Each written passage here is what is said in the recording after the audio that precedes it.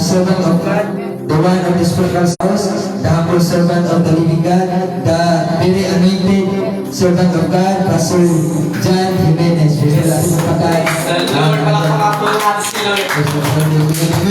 Hallelujah! Hallelujah! Thank you, Jesus! Thank you, Praise the Lord. Sige, makapunta tayo lahat. So, praise the Lord. So, sino pong masaya? Sino pong masaya? Amen. Hallelujah. So lahat tayong masaya. Hallelujah. Lahat po tayo masaya. Amen po ba? Dahil napipil natin yung presence ng Panginoong Isus. Amen. So, sunod family sa atin po dito ay nung lahat tayo ay nakakaranas ng mga kapupan, mga kasakitan, lahat-lahat na naranasan sa labas ay naranasan natin. Amen? Kaya ngayon, sa umagang ito, gusto ko ay tatanggapin natin yung will ni Lord sa buhay natin. Yung ibibigay ni Lord sa atin yung kagalingan. Amen? Sino handa Sino handa na tatanggap sa will ni Lord? Sino? Amen. Praise the Lord. So lahat po tayo may mga pinagdaanan sa buhay. Amen po ba? Amen. So minsan nga sa atin, kaya itong mga young people, no? Marami nga tayong kinakasama, marami tayong mga kagrupo. Amen? Katulad sa amin dati, ang dami kong kagrupo, ang dami kong mga barkada. Like, ganun. Yung pamumuhay ko dati, parang hindi na ako mabuhay kung walang barkada. Amen? So, lalo na dito sa mga may edad na. So, marami din silang mga kakilala, mga kaibigan sa buhay. So, sa buhay po natin, pag once na napasama tayo sa mga maling gawain, maling barkada ang ating napasama. Amen, amen, amen.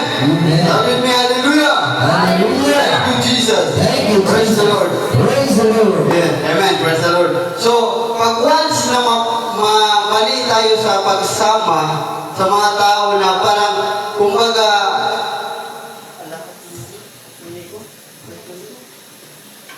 ito family praise the Lord. Amen, amen. Amen.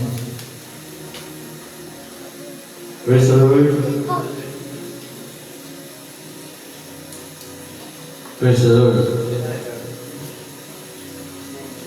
Praise. Okay na yan. Okay. Hallelujah. Palakpakan po natin yung buhay ng Panginoon. Amen. So, sa buhay natin, pag napasama tayo sa mga taong walang takot sa Diyos, ay ganun galit. Amen. Sabi nga, dito sa Hebreo 20. Disconnected. Praise the Lord. Sa Hebreo po, sabi sa Hebreo, dito may Bible. Bluetooth connected. Sige, namin nyo. Hebreo 10:25, sabi po dito, huwag nating kalitaan ang pagdalo sa ating pagtitipon. O pagtitipon. Ano yung pagtitipon? So, di ba, sabi ko kanina, ang dami nating pagtitipon sa labas. Yung karamihan na pagtitipon, ano yun? Mag-iinom, di ba? Sugal, magpapanis, barkada, mababae. Yan yung mga pagtitipon sa labas. Amen po ba? Lahat po yan nangyayari sa labas. Yan yung mga pagtitipon na hindi magbibigay ng buhay sa atin. Yan yung pagtitipon na mawawala ka kung baka nabuhay ka dito sa mundo na parang wala lang kasi hindi mo alam yung pinasukan mo. Amen? Palakpakan po natin yung buhay na Panginoon. Yan po yung mga pagtitipon sa labas na hindi magkukos na magandang buhay. Lalo na sa mga kabataan ngayon. Amen? Amen. Dapat kailangan makinig talaga tayo. Mga kabataan, sakit na to. Praise the Lord. No? So, ayan yung mga pagtitipon na dapat hindi natin pasukan o hindi natin aatinan. Dapat yung pagtitipon na ating dadaluhan, dapat ganito. Yung pagtitipon na magkukos na magandang buhay, na magbibigay ng sigla. Amen? Amen! Ang pagtitipon katulad dito, ang pagtitipon na katulad dito ay magkukos ng love. joy. Amen. Nung dati nasa labas tayo, hindi natin yung alam ang pagtitipon natin dito. Di ba, ang napipil natin doon sa labas, yung parang wala lang, ganito, may pagtitipon na pinasukan mo, pero lasing ka pagkatapos. Amen? Minsan nga, makahanap ka ng away ito dahil sa pagtitipon na yan. Di ba? So, you are so much blessed because yung pagtitipon na pinuntahan natin ngayon, hallelujah, palpakan po natin natin buhay ng Panginoon. Yung pagtitipon na pinuntahan natin ngayon ay magpupos na magandang buhay sa bawat isa. Amen? Magpupos na magandang buhay kasi the Word of God, pag once na alam mo yung Word of God, ang sabi ng John 8:32, sabi nung, if you know the truth will set you free. Amen? Pag nalaman yung katotohanan at doon ka may kalayaan sa buhay. Amen? Pagka yung tao, di ba maraming tao na walang alam sa buhay kung paano mamuhay, anong gagawin, ganyan, di ba? So, you are so much blessed kasi alam natin yung katotohanan. Amen? Paramakan natin ko. So, ang pagtitipo na dapat natin pupuntahan ay katulad dito. Katulad dito. Amen? Mga gawain sa Panginoon, mga gawain sa ministry, kung ano dapat gawin. Amen? Kaya, pag ang tao kasi pag nasa labas ka, hindi naman kasi alam nila na tama ba to, mali ba to, amen? Di ba katulad natin, dati, yung katulad ko dati, na hindi ko alam kahit parang tama naman yung pag-iisip ko, but di ko alam na yung mga pinagpasukan ko dati ay mapalwala pala yung buhay ko. Amen? Amen. Napasukan ko yung mga barkada na magpupos ng parang maano sa landas ba? Mawawala sa landas. Amen? Yung pangit yung buhay ko, umangit. Kasi dahil sa mga nakakasama.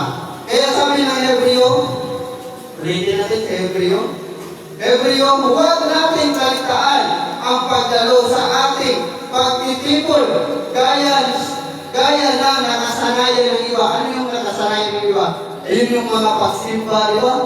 Lahat naman siguro tayo nakasimba kahit yung nasa labas, di ba?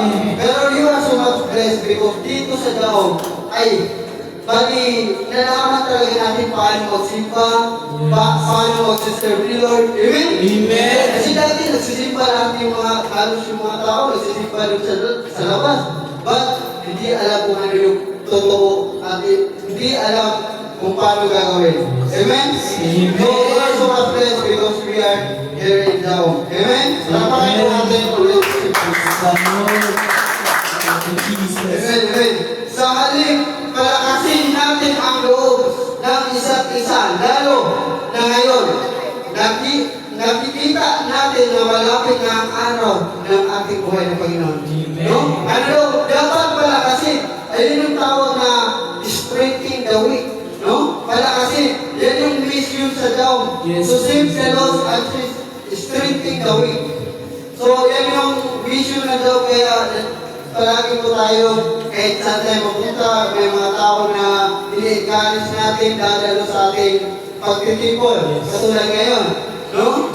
Kaya ay salud, our faith, na nandito pa rin tayo, no? Palapakan natin yung buhay. Praise the Lord! Praise the Lord! So, dapat palakasin pa natin. Yung faith natin dapat palakasin natin. Hindi natin hayaan na parang malugmok na tayo, parang hindi na tayo gusto pumunta sa church, hindi na tayo gusto magsamba. Palakasin pa natin ngunit. Kasi malapit na ang araw ng Panginoon. Babalik at babalik ang Panginoon. Amen? Kaya sabi nga sa Joel 2:20, in the last days, ito na yung last days eh. Kailan ka ba nakakita naman ng mga young people na nagsiserve, mga young people na preparation ng gospel? Di ba ngayon lang? Amen. Ito na yung last days, family. Yes. Sabi mo, family! Family! Ano mo, dakiin mo ay, ano? Family! Family!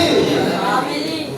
Huwag kang aalis! Huwag kang aalis! Sadaw ka na! Sadaw ka na! Kasi Kasi dito sa daong, nandito ka na sa daanan na matuwid. Amen, amen, amen. Tingnan mo yung family mo, tingnan mo yung mukha ng family mo. Kasi dito, yung mga family, dito sa daong talaga, bali masiyahin ng mga tao, bali naka-smile lahat. Amen? Paano kayo sasabihin? Sa Bisaya pa, ang taga-daong malipayon. Amen? Ang taga-daong malipayon. Mahalin mo sa Proverbs 13, verse 15 na ang malipayon, mapahiyomon. Amen? Tingnan mo yung katabi mo, naka-smile ba? Ayun, na-smell mo. Amen. Praise the Lord. Praise the Lord.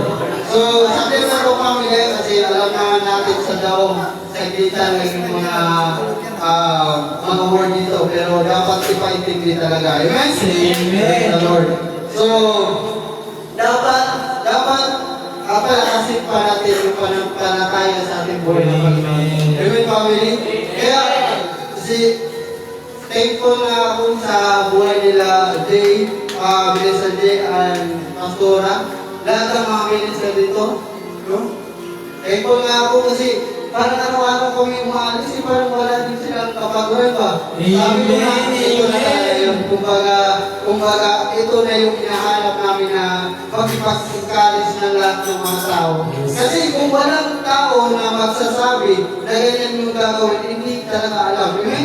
Kaya, you are so much blessed kasi may mga alagad ng Panginoon dito. Palamahan po natin yung buhay.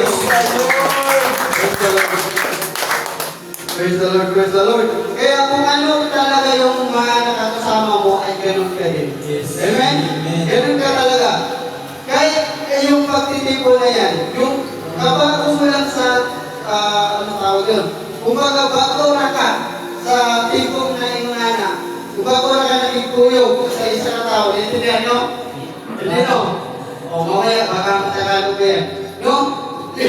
Kung bago ka lang sa nagkauban na na, so kung sa imong kauban, kung imong kauban, disyuso.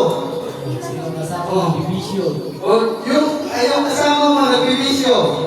Pagkatapos yan, ilang araw pa lang yan, nagbibisyo ka na rin. Amen? Kahit hindi ka umiinom, yung kasama mo umiinom. Kahit hindi ka umiinom, pag ikaw, kumama niyan, iinom ka na rin. Amen? Pag nag-aadik yung kasama mo, ikaw mag-aadik ka rin. Amen? Kaya dito sa daw, pinag-aadik talaga namin yung lahat ng mga people dapat sumama sa amin. Amen? Kung kayo sumama sa amin, ay, mga pastor, magsasama kayo. Maging pastor din kayo. Kaya pa kayo rin. Amen? Kaya yung family. Kasi, kung hindi natin ito sundin, saan tayo susunod? Di ba? Sabi naman ng Proverbs 13 verse 20. Sabi dito, kapag ang lagi mong kasama ay isang tao, marunong, magiging marunong ka rin. Wow! Malapakan na sa buhay na Panginoon. Family. Kung kasama mo yung marunong, maging marunong ka rin. Amen. So, bali, kumbaga sa Bisaya, kung Bisaya mong ikawan, mawapog ka. Amen? Sa Bisaya, kung Bisaya mong ikawan, mawapog ka. So, mga sa Tagalog, kung sino yung pinakasama mo, ay ganun ka din. Amen? Kaya, all the young people, I encourage you na lahat ng kinakasama natin may takot sa Panginoon. Amen? May takot talaga sa Panginoon. Kasi pag may takot sa Panginoon, hindi na yung gagawa ng kahit anong hindi sang-ayon sa kautusan ng Panginoon. Amen? Amen. Praise the Lord. Kaya, magiging marunong ka din. Ngunit, kapag hangal ang lagi mong kasama, ay mapapahama ka. Diba? Hangal. Diba? Kaya bigger ko lang talaga sa ating kinakasama, kinakausap, because this is the power of impartition. Sa labas, maraming impartition din. Akala nyo, dito lang may impartition, yung inawakan ka. Di, kahit sa labas, kahit sino yung kasama mo may impartition yan. Amen. Bigyan ko lang talaga family. Kung gusto mo hindi magkasakit, ay huwag kang makinig ng mga negative. Kung gusto mong walang problema, ay huwag mong pansinin yung problema. Amen? Dito naman sa dam kasi, ang bilis lang, kumbaga, ay yung mga word, kumbaga, sa Bisaya, sa'yo lang ay sabton. Madali lang maintindihan. Madali lang maintindihan. Kasi, parang, simpura kayo, ang word. So, manang, ingon din nga, lahat na may mga problema, nasakitan, dapat marunong tayo magpasalamat. Amen. The moment marunong ka magpasalamat sa ating buhay ng Panginoon, ay lahat ibibigay talaga. Yes. Amen. Tingnan mo nga yung pag magbibigay ka sa pulubi, di ba pag magpasalamat yan, sobrang sayo mo, kahit piso lang ang binigay ko. Sumaya na yung pulubi. Di ba? Lalo na pag ang Diyos magbibigay sa'yo ng bitik mo lang po. Amen? Amen. Pagkakulang po natin yung buhay. Okay, amen, amen. Amen. Kaya po, you are so much blessed because nandito po tayo sa ministry ito. Amen?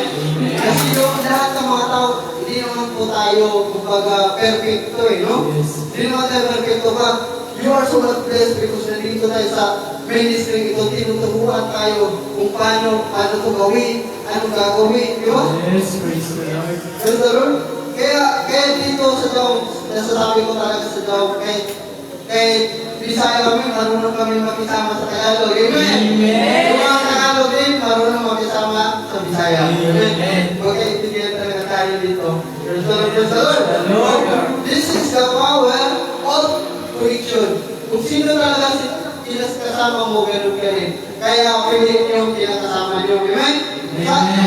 Sa Biblia naman, sina Elijah Eliseo. Ano ginawa pala ni Elijah? Si Elijah isang mentor. Kumbaga, nagtuturo din. Di ba? Si Eliseo ay tagasunod ni Elijah. Amen.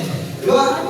Nung nagsama na sila, nung kukunin na si Elijah ng Panginoong Isus, anong ginawa ni Eliseo? Iniwan ba? Iniwan ba niya si Eliseo? Iniwan pero nagpaiwan? Hindi. Paiwan. Hindi nagpaiwan si Eliseo. Sumama. Oh. Ilang ulit niya Elijah na, dead ka lang kasi kukunin siya ng Panginoon. Dead ka lang.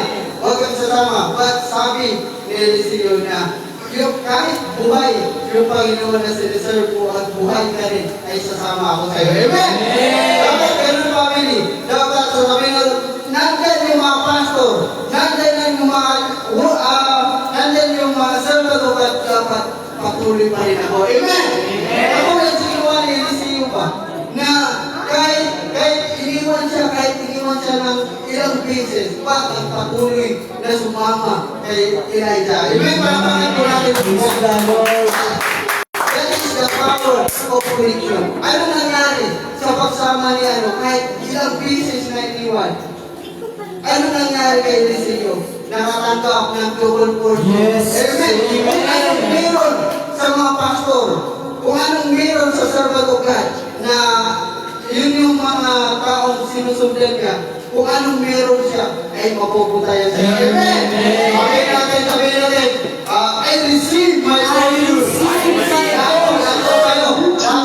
I receive my portion. I receive my portion. Today, I receive my portion. My portion. Good health, good news, and good life. In the name of Jesus. Amen. Jesus. May sino bang hindi tatanggap ng magandang kinabukasan? Di ba? Lahat naman tayo. Ano makukuha natin sa pagsunod? Ano makukuha natin sa pagsamba? Di ba? Lalo na sa sinabi sa Matthew 10:41. Sabi dito, ang tumatanggap sa isang propita dahil ito ay propita ay makakatanggap sa gantimpala na uukol sa isang propita at tumatanggap sa isang taong matuwid dahil sa ito'y matuwid ay tatanggap ng gantimpala na uukol sa matuwid. Ano daw? Kung ikaw ay nagre-receive sa mga taong mabubuting loob, ay gagatimpalain ka sa nauukol sa Kanya. Amen? Amen. Katulad namin, kayo, na bali, tinatanggap niyo kami na bilang as a pastor. Yes. So, anong meron sa amin ngayon? Good health, good news, opportunity, people, lahat ng yan, nandito sa amin. Ayong nandito sa amin at marireceive din yun. Amen? Lahat marireceive din yan sa inyo. Amen? I receive. No? Kasi sabi ng Panginoon sabi ng Matthew no? Pag sino yung tinanggap mo gagatipalaan ka talaga niyan. Amen? Praise the Lord. Shout to me, hallelujah! Hallelujah. Praise Jesus! Praise the Lord! Praise the Lord. Amen, amen, amen! Amen. Praise the Lord. So, kumain po tayo lahat. Presensya sa ating buhay na Panginoon. Sa kita ng sa pamilya. Daog na. Daog na. Praise the Lord. So, may naiintindihan ba? May naiintindihan? Yes. Amen. Lahat. May naiintindihan po ba tayo? Amen. No? Kasi dito sa daog, hindi ko mas marami ko nasalita pero walang naiintindihan ng tao. Amen. Dito, kahit isang versikulo, isang dalawa, pag may naiintindihan ng tao, daog na yan. Amen, amen. Amen. Taas po natin yung dalawang kamay natin. The Lord. Taas po yung dalawang kamay natin. Sasibigit yung ating yung mga mata. Yes, Lord. Isipin niyo po na yung pagmamahal ng ating buhay na Panginoon, ba't tayo nandito? Ba't buhay pa tayo? Di natin alam na yung kalakasan, yung pag-ising mo sa umaga na may lakas ka pa. Di natin mapapalayan na gawa pala ng Panginoon Jesus sa buhay natin yun. Kaya kailangan, right now, open your mouth to thanksgiving. Pasalamatan po natin yung buhay na Panginoon sa ating buhay. Lahat na ginagawa niya sa ating buhay, dapat pasalamatan at pasalamatan natin yung buhay ng Panginoon. Thank you, Lord. Thank you, Father. Riba Musika, Pantara Musika, Lebra Musika, Yantara Musika. Thank you, Father. Thank you, Lord. To very moving, oh Lord. In the name of Jesus. Lord, salamat sa umagang ito. Ay kami ay nagtitipon. Dahil sa iyong pagmamahal.